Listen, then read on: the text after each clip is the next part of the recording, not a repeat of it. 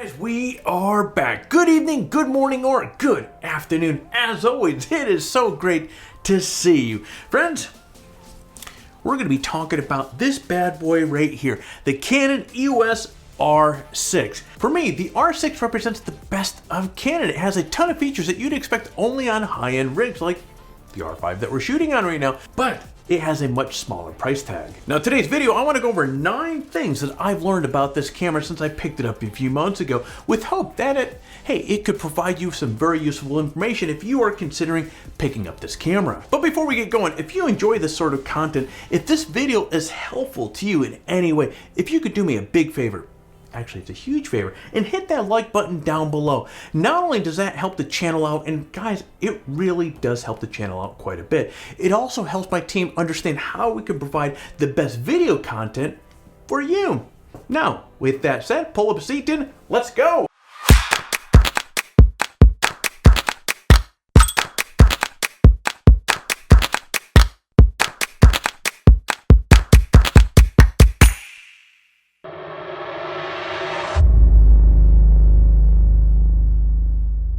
And when I first got the R6, I was admittedly, guys, a little bit concerned about its controls. Specifically, I wasn't sure whether I was going to like this thing right here, the knob on the top, since I really like the mode button and the horizontal dial on top of the R5 so much. But as I've used the R6, I've really come to like the control layout. The knob on the top doesn't bother me at all. In fact, I've set up the controls on my R6 exactly as I've done with my R5. I use the front button to adjust the aperture, the top button to change the shutter speed, and on the back here, the wheel is, of course, making my ISO adjustments. Now, you may recall, a little while back, speaking about the R5, I mentioned that this setup is exactly what I used on my EOS R as well. I did it that way because it was familiar with my shooting experience with Nikon cameras, and, well, to be frank, I've stuck with that setup ever since. So, if you're a Nikon shooter and concerned about your user experience with a R6, don't worry about it. You can easily customize the sucker to your liking.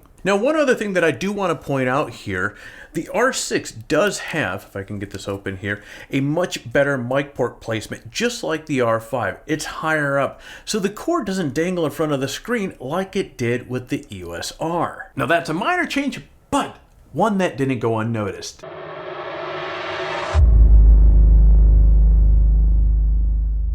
It's really hard to believe that when Canon released the EOS R, the autofocus system was a complete tragic mess, and look how far Canon has come. The eye autofocus system on the R5 and the R6 is straight up incredible. It's fast and accurate regardless whether your subject is your wife sitting on a couch for a portrait or a horse running at full speed across a pasture. Plus, the eye autofocus works both for stills and video, so you reap the benefits of laser focus autofocus performance when you're shooting video. On top of that, the system can figure out where a person or animal's eye and face are, even if part of the face is obscured. And of course, it does it almost instantaneously. And as I mentioned on my R5 video, this is the best autofocus system that I've ever used. The folks at Sony might have issue with that, since the A7R4 and the A7S3 have very, very good autofocus systems as well. But I've never tested either of those cameras, so I can't say for sure whose system is on top of the heap. But what I can tell you is that Canon's autofocus system is so good that it's hard for me to imagine how anyone else could really top it off.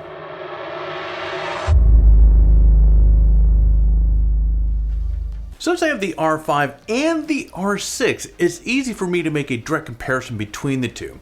Now, the R6 has a smaller LCD than the R5. Now, the R6 LCD is 1.62 million 3-inch fully articulating touchscreen. Meanwhile, the R5's LCD is 2.1 million 3.2 inches fully articulating touchscreen.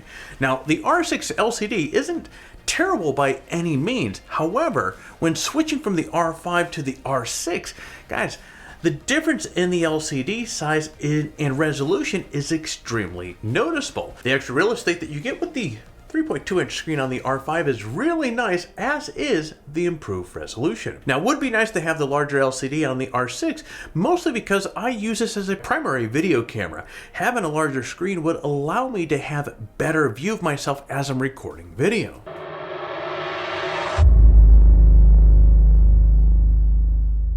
And here's a funny point. When people hear that I have the R5 and R6, a lot of them assume, or make the assumption rather, that the R5 is my primary camera for video. After all, it has crazy 8K video specs and records full frame video, whereas the R6, well, has a slight 1.07x crop. But I use my R6 as my primary camera for video and my R5 for my B-roll camera.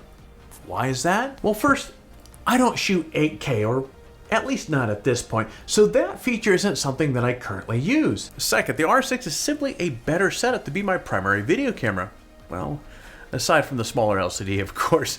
For example, this has the same internal video modes as the R5, the H.264 at 420 8-bit and the H.265 at 422 10-bit. The R6 has oversampled 5.1K footage and produces 4K UHD video up to 60p and 1080 at up to 120p, which is more than enough resolution for my purposes. But since the R6 has a lower resolution sensor, it has larger photo sets that can gather more light, and I'll hit more on that in a moment, but the result of that is that this camera is better suited for low light filming than the R5. As evidence of this, the R6 native ISO range goes up to 102,400, while the R5 goes up to 51,200. Plus, the R6 has the same C-Log output and dual pixel autofocus capabilities as the R5, as well as the ability to grab stills from video, though a lower resolution than the R5.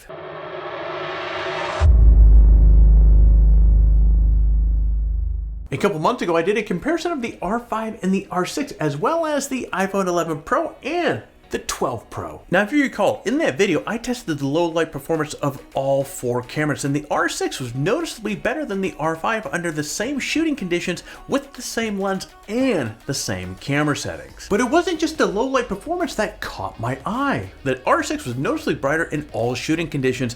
I found the footage I take with the R6 to have much more contrast and a bit more pop than what I get out of the R5. And again, guys, just one reason why I use the R6 as my primary video camera.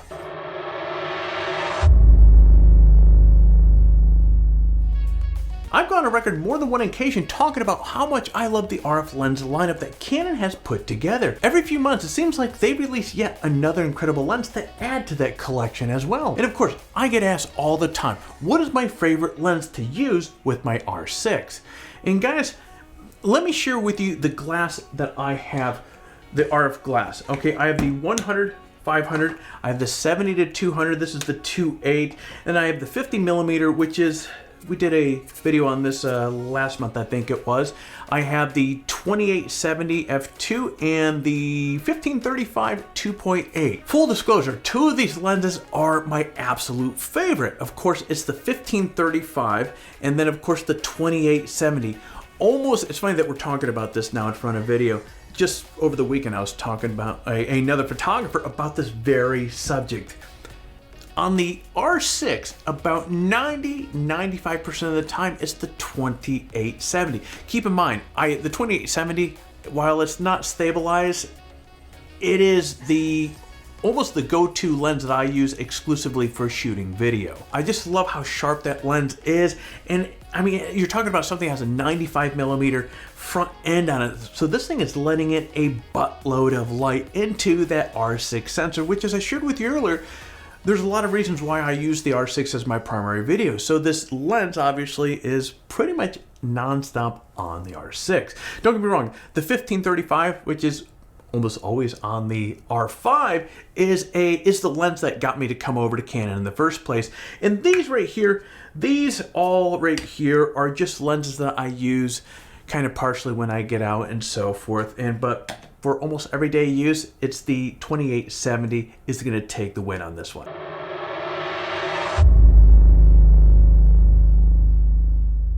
Now, as I mentioned in one of my previous R5 videos, there were a ton of complaints about the single card slot in the original EOS R. So when the R5 and the R6 came out, it was really nice to see that they had dual slots. However, while the R5 has one SD slot and one CF Express slot, the R6 has two SD card slots. Now, I will admit that the single card slot in the EOS R really never bothered me because I rarely used both slots at once. But I will admit that having two different slots in the R5 is really nice. So nice, in fact, that it has made me realize that it's a little bit of a bummer that the R6 doesn't have 2 different slots as well. It's just more of a functional setup than 2 SD card slots, especially given the blazing fast speeds that you're able to capitalize off of CF Express cards.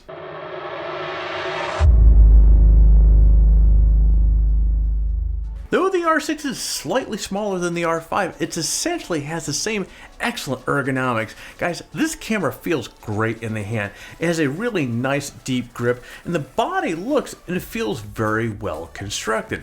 Now, even though this is a mid-range camera, you get all the pro-level buttons that you'd expect, including 2 dials on the top and 1 on the back, and you have a depth of field button on the front as well. And as I noted earlier, many of the buttons on this camera are customizable. Now on the back is a joystick that takes the place of the touch bar Canon tried out with the EOS R. Now guys, this thing is a breeze to use to do everything from set the autofocus area to making your way through the camera's menu structure. Now speaking of menus, they are intuitively laid out and easy to navigate, which makes shooting experience much more enjoyable with this camera.